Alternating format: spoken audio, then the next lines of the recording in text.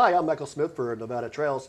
So I have a very special show. I have Jacquie Chandler, who's with Sustainable Tahoe, and she is the executive director. And we're here tonight to talk about the Tahoe Expo. That's right. And like I was saying before, I really enjoy you being on the show because I've had so many things I see now that we can branch out into other activities and help each other with our businesses. Right. And I see you have a whole bunch of things to talk about tonight on the Tahoe Expo. So let me know what's going on with geotourism at the lake. All right. Well, it's moving forward on all fronts. As you know, the Sierra Business Council has their map up. People are identifying assets, and that's still a good thing to do.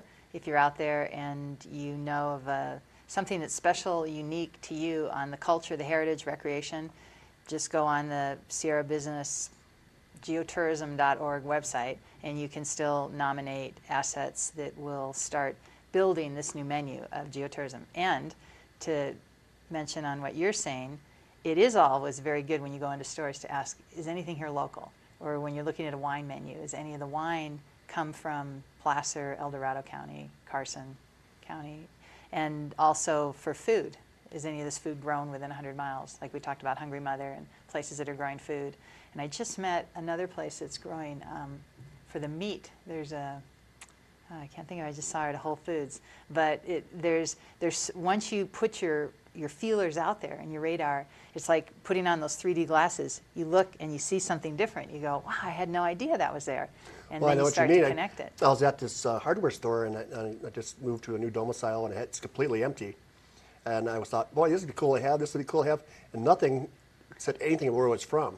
And I didn't buy anything. I'm holding off to find out where it's from first before I buy anything for my place, because if it's from China, it kind of Makes you think twice. It's something that says Tahoe from China. Doesn't make any sense. I don't know, is there a Tahoe in China? I don't know. Maybe I'm Yeah, maybe I'm no. wrong.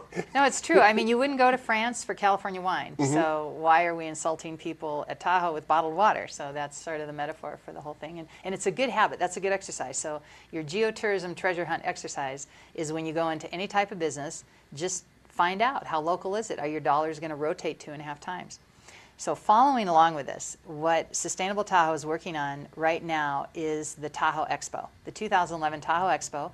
It's going to be September 9, 10, and 11. And if those dates sound familiar, it's because that's also when Tour de Tahoe, Bike Big Blue, happens. And that's when the bicycles go all around the lake on Sunday, the 11th. Excellent. So we coincided on purpose with that because, as you know, our mission of Sustainable Tahoe is to set the stage and light the stage of stewardship. So our treasure hunt is looking for, where is stewardship happening? Right here.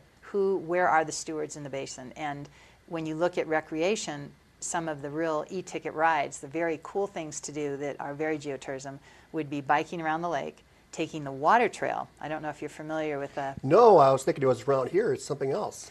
The water trail is they've got this beautiful map, and it shows how you can take a kayak or a non-motorized watercraft and travel around here and see around here. You know, there's a forest under the lake here that you can go over, and of course Emerald Bay is always amazing. And then you can come up the west shore, and there's a few camp spots and support areas and restaurants that will help you. On the east shore, it's just incredible, and Thunderbird Lodge up here by Sand Harbor is an amazing water trail experience, and this is a nice launch area too right here at Sand Harbor. So the idea is for the expo is to showcase the assets that we have that utilize the unique geographical area. So that would be the water trail, that would be the bike around the lake, and the rim trail. And as you know, the rim trail, beyond the rim trail is also an amazing success story here, where people came and together built the trail so you can walk all around the lake. Now on September 10th, they're going to have their annual rim trail guided hike. So people that want to do the whole trail will come out. But what we're doing in the expo is we're going to give people a little taste. This is like a sampling. So we're going to have the water trail moving, the rim trail is going to be moving, and they have a Reno to Rim, a work day that's right up here on 431, where they're extending the trail down to Reno, so people from Reno can catch it. And there's also down here at Van Sickle, there's a new leg at Van Sickle that goes up to the rim trail. And so people will be able to take a quarter mile, half a mile, or a mile to test it there. So these will be the three big rock stars of Excellent. recreation. I hadn't heard that with Van Sickle. That's exciting. It's brand new. They're just breaking it actually in maybe only in a few months. So they're going to be docents and guides out for the expo that weekend so that all the people that come to watch the bike ride, there's 2,000 people that are going to be riding around the lake. That's how many sign up. Well, when I'm riding my bike around the lake, I was going to have little spots where people can take a break and Yes. all of a sudden learn about it. And that's what this map is for. These are the rest stops of the bike ride that will happen on Sunday only. But since 2,000 people sign up for the ride, 4,000 people come to support the ride, and those 4,000 people, many times, they've got their cars blocking, they're trying to wave and support their friends, or they're hanging out at the station, all these cars. We're thinking, what if we can get some shuttles going, and we can shuttle people up and down so they can wave to their friends from the bus, free up that lane so there's not so many cars, free up the side of the road, and then at these different stages have really cool things to showcase. And that goes back to the Stewardship Congress. Well, that's what I was just thinking. Are you going to do playing with your boats again? Yes, we do want to get, exactly. So the stages for the Tahoe Expo, right now we're looking at Sand Harbor again, where we had the Stewardship Congress. I love that place. And then we had boats come in from Incline and from way down here at Ski Marina. And then, so this will be stage number one, and the stage will be where demonstrations are set up like that for different types of innovation. So the recreation pieces, those are the three big ones, but then there's other things like maybe there's businesses out there like Ormat or NV Energy or NIREC that have energy or innovation, technology around anything that has to do with water. The theme is always about water when you're talking about Lake Tahoe. And so we're inviting businesses from Carson all over to, if you are a steward in some way, whether you serve local food or you're growing local food, or you have a new invention that has compressed air that you could get across the lake, we want to showcase that at these demonstration stations, one here and one down here at Zephyr. And then we do want to connect some type of water ferry, if we can, between these, and then shuttles here. And one hope is that maybe on Sunday we could even close a lane so that the bikes could go through this beautiful east shore, since nobody really lives here, between here and here, this part. Maybe we could even close a lane and only have one lane open and have trolleys go along, and people can wave to their friends on the bike again without interfering with the ride. And That'd be awesome. You don't have to play with traffic. Because I always wanted to stop there and take pictures, and you can't because there's too many. It's awful. There's no places to park. And here we have all these bikes out there, which actually is probably more than the cars that day, but still the cars seem to dominate the road. So we're looking to serve the success of where stewardship is and lighten it and heighten it and put a spotlight on it. Now, So this is that's a for the pretty grandiose plan. I know. I hate to go stop you, but you're going to need volunteers. What's your game plan on that? Okay, exactly. And that's why I'm really grateful to have this show today, because we are looking to recruit people. We need lots of docents, lots of help, people that have experience with event planning, that have transportation connections, that could help us get some of the types of shuttles and buses available to move people around. Or if you've got e-cars, we're looking at doing an e-car rally on Saturday, starting up here at the Ponderosa. Excellent. So if you have something you'd like to showcase in the rally, maybe you're working on invention. And for students out there at UNR or at any of the other colleges around the area in the watershed, if your group, if you have a sustainability group, or maybe you're innovative around some aspect of technology that could help with filtering water or showcase a breakthrough in solar, wind, anything like that. We want this is like an open house showcase of the watershed. But right now, for the first year to launch it, we're trying to scale to something we can manage. So we decided, let's start with the stage, the global, the world stage, and bring people to the stage around and have two key stages. But the rest areas, which are what these are, that are already set up for the bike, where they get some water and some snacks, have some activities there that either take people to these stages or launch them off into activities like maybe the Bear League will have a critter tracking activity. Excellent. And so then there'll be docents there to take them off. Or if you're interested in trying a little bit of the rim trail, there'll be guides here. So we need guides and docents and paddleboard people that are stand-up paddle that would like to lead a little stand-up paddle maybe out of Sand Harbor or out of Zephyr, or maybe there's a little race between the two. We're just forming this up as people in the community, and the success of this in launching a new economy will be that the basin comes together, north and south, from the valley, all of us working. We all share the water. So we're sharing in this water all the way to Pyramid Lake. And so the call is out to please go to the website, tahoeexpo.com, and it's just starting up. But if you have interest in either showcasing your farm, your food, your business, any way that you're part of the local economy or want to be part of the local economy or an invention, we definitely are interested in talking with you and welcoming you into. Well, there's plenty of avenues you can go in.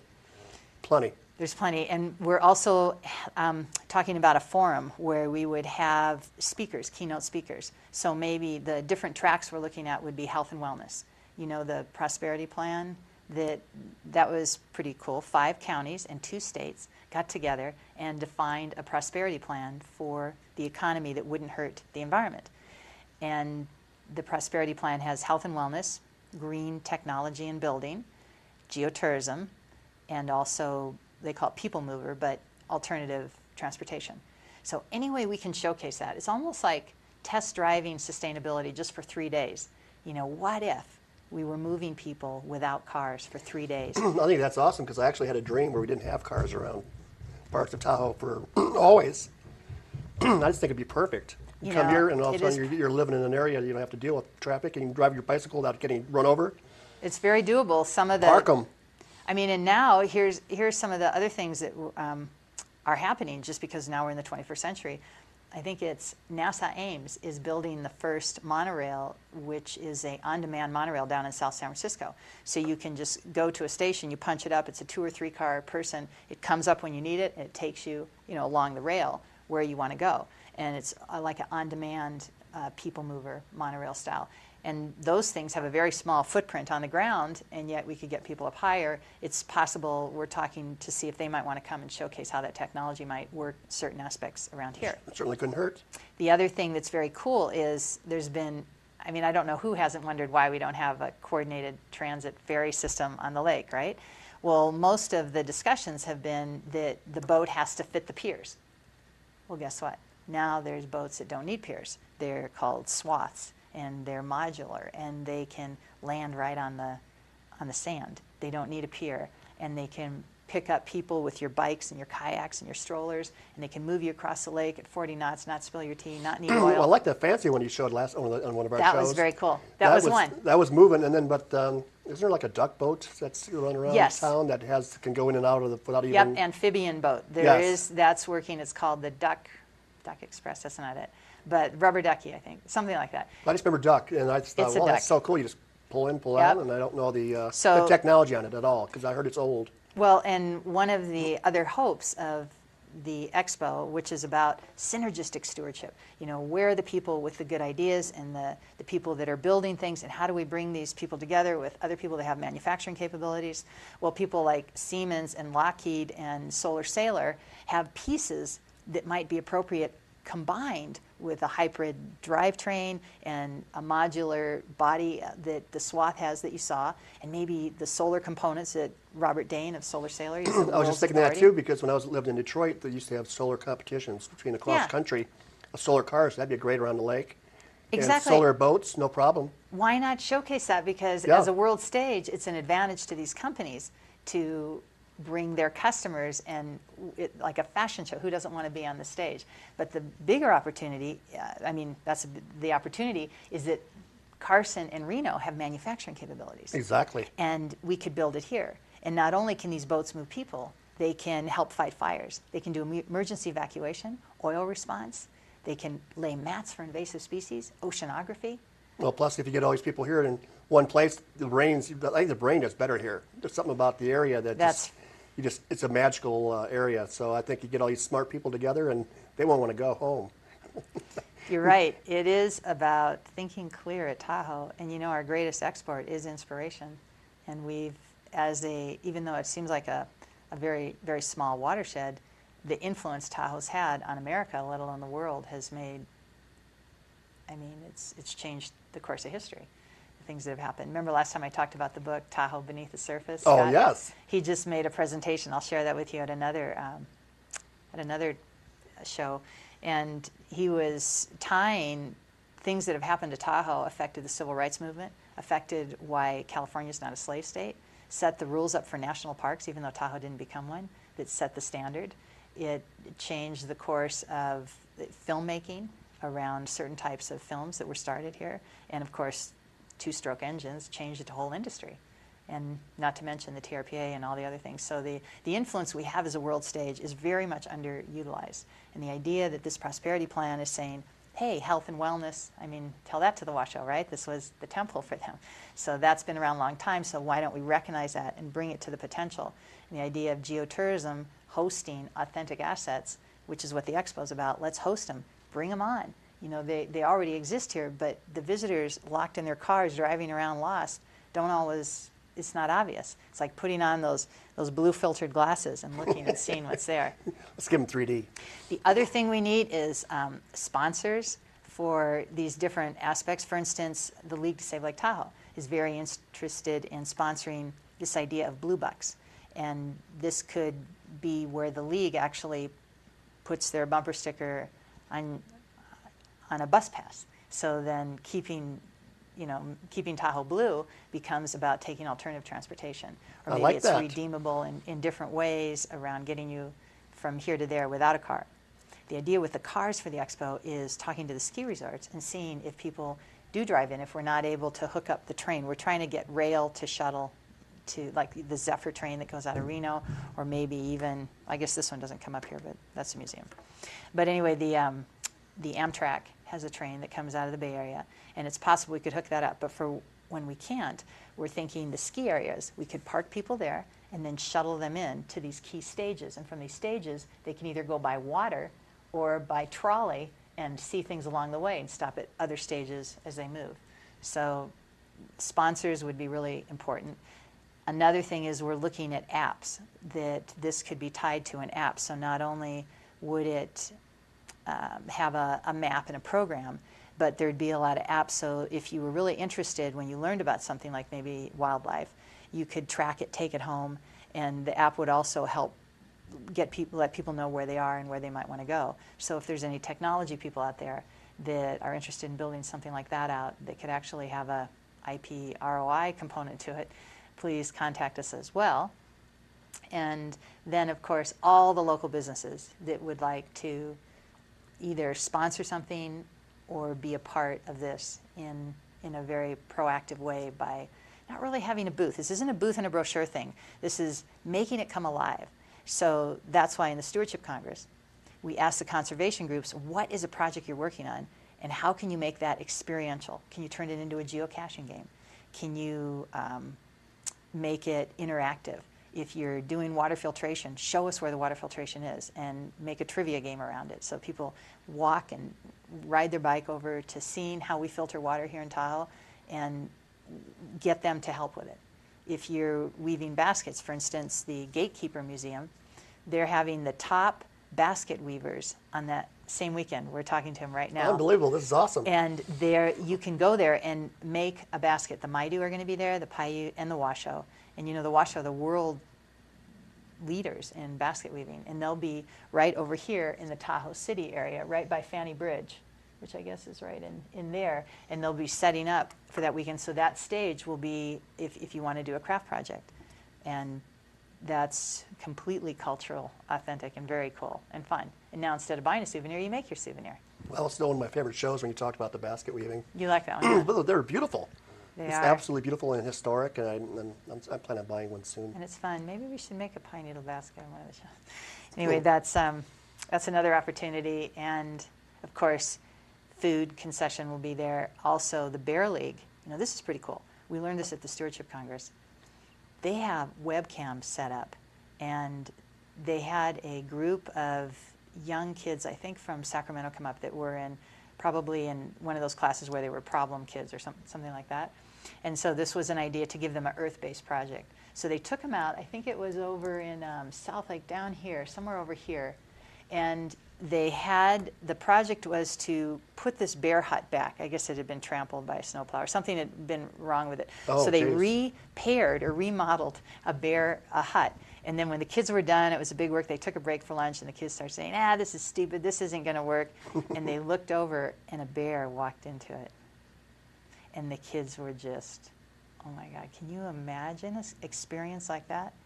Now, there's a geotourism experience where you go in and you help restore habitat that supports local habitants, like the bears, and then you see the result. That was pretty amazing. When she was sharing the story, I thought, how many visitors would love to be able to shoot a bear rather than, Oh, yeah. And so I said, we started talking about, well, for the expo, how could you set something up? Is there any place where the bears can actually safely come to the water? She said, well, actually there is. Down here on the West Shore, there's one part where they go all the way under the highway and they can safely get to the water. So we were talking about, and I don't know if she'll have it ready for the expo, but talk about a cool thing to do. So the webcams would be set up, so at the stages you could see, and when something was happening, you'd have a guide or somebody go out, and within a safe distance so the bear wouldn't be freaked out, you could get some photos. I mean, things like that are possible. Or maybe there'd be hikes to hike back up and put some bear food up there so they wouldn't come down and have the unfortunate. Well, it's a little early, but it's still a salmon run. It's pretty close to that time too. In the September? Yeah, it's more closer to October, but it's still Yeah, you'll have that's some true. bears wandering around the water a little bit. That's where I see the bears myself. It'd be neat. I think if the more people connect and they see the wildlife and it in its natural habitat, the more that connection develops into caring, and that's how the stewardship starts to happen. And that, of course, is the goal, is to build stewardship. It's not a booth and a brochure. You have to get out and touch and Well, I feel think it. my mom came and could see a bear without in a safe. In a safe distance, yeah. Would be because she sent me an article said she can't believe there's bears there. I said, Mom, I told you there's bears. You haven't seen my trash. But Yeah, she just she's in Florida, can't conceive of it. But since they've been coming every year, they just think every time they're here that it's the most beautiful things in the world they've ever seen. And it's a new habit. It's a routine now. They come every year, and I think a lot of people are probably like that. They see the lake and they want the lake to get better, and so they can share it with their grandchildren. And Exactly. these are the kind of things that the grandchildren will have something to do here besides some things they're doing. Besides video games. Yeah. Yeah, exactly. And the things that are the most common to us and ordinary, like pine cones. I love pine cones. Have you ever seen those people picking up the pine cones? And that's because they've never seen pine cones this big. The sugar pine cones are I like amazing. collecting those. And that would be another fun activity too. The Sugar Pine Foundation, they have where you can plant a sugar cone to help because the trees have been diseased.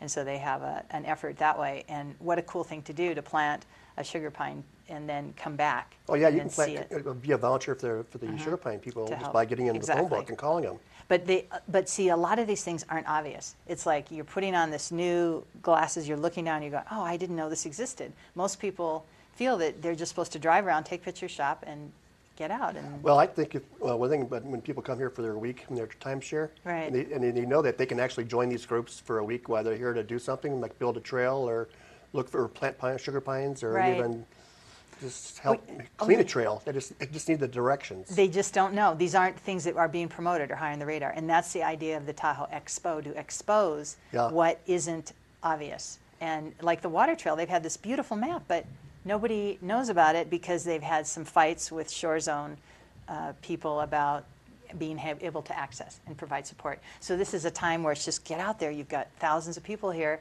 Just do some test runs, even if it's little short ones, people get to experience. I mean, you see, it's so different when you're on the water. And then to go see these underwater forests, and maybe there could be some rides with submersibles, and you could go down and see them. And Oh, I love that. These are the things that could, and speaking of the wildlife, talk about the wild mustangs. I mean, as we expand the expo out, there's all these wild mustangs, and I remember the first time I saw them running. I went to visit a friend in one of those new neighborhoods in Reno, and these mustangs ran by, and I mean, I've seen the bears up here, which are always cool, But the Mustangs were, I just took my breath away. I was so. They don't call them wild bears, they call them wild Mustangs. They call them wild. Well, the Mustangs are the wild horses down I know, there. but they're absolutely beautiful. Oh, and So you have a far-reaching plan here. You're not Well, talking about exactly. You're getting. It sounds like just from talking to you, your plan's getting builder, or you're It's thinking the about next whole year watershed. already. Well, Yeah, you're yeah, thinking about that's next year true. already. But I mean, I can Well, tell the building blocks though. well, we want it to be. It's sometimes I've talked to people in trucking. They said, well, they feel like they're in the glory shadow. It's like this is just the stage. But the water, we all drink this water all the way to Pyramid Lake. So the idea of working together as a watershed is really the goal. But we have to scale. I mean, we wanted to do the whole watershed, and we thought, let's scale to the stage. And even for the stage, we're thinking, let's do this and this for the first, and maybe over here, not here, maybe JMA, maybe have 3 key stages, and then co-op the rest areas of the bike trail. I'm very, very impressed with the way So. your leaps and bounds from when we first met. This is, and when we first talked, we talked about first we have to find the assets and we have to promote them. And one of the key pieces of being a geotourism destination is having an annual expo so that you prove, do you really have a way to have local pride around hosting authentic assets? I mean, Well, and before how are we get you much doing farther, if you want to volunteer, Yes. or go ahead and give out your information, either be a volunteer or be one of the. Be a volunteer, be a docent, bring an idea you have of something you want to host, be a part of one of the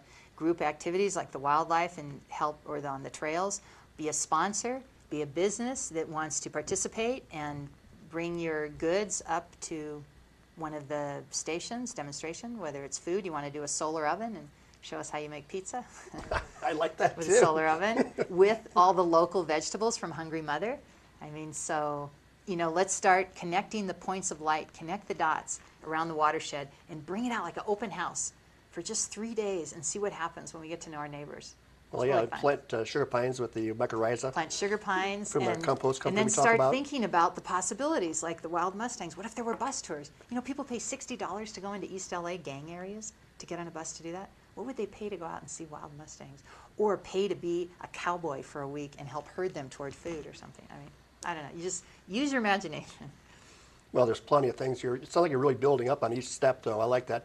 Now, a lot of these speakers from last year, will they be there this year too? No, and that's right. If you're a speaker, if you want to be a keynote speaker and be in charge of any of the tracks, I forgot. The health and wellness is one track if you want to speak on health and wellness with Tahoe. The other one is mobility. How can we move around without cars? The other one is commerce, green commerce. Show us what you're working with. And the last one is education, which is really all of them. And then you get your technology. speaking area will be one certain area The part of the lake. speaking area, we're thinking we might just use Sand Harbor because it's only going to be Friday night. The speakers and the forums, it'll start Friday at noon, and the speakers and the forums will excite people to want to go to the demonstrations that they'll lead you to.